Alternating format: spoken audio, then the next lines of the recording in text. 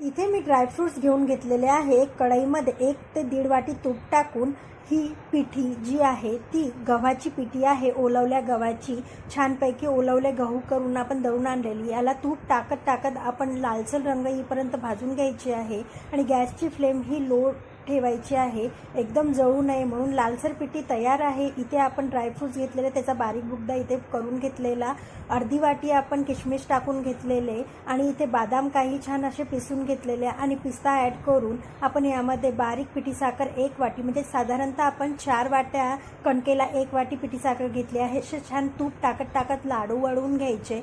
शक्तिवर्धक लाडू, उत्साहवर्धक आणि आपले हे लाडू अतिशय खायला पौष्टिक, जिभेवर टाकल्या टाकल्या विरघळणारे रेडी आहेत। तर अशा प्रकारे नक्की करून बघा। रेसिपी आवडल्यास माझ्या चॅनलला सबस्क्राईब करायला आणि लाईक करायला विसरू नका आणि याचा संपूर्ण व्हिडिओ माझ्या यूट्यूब चॅनलवरती आहे, नक्की बघा। धन्यवाद।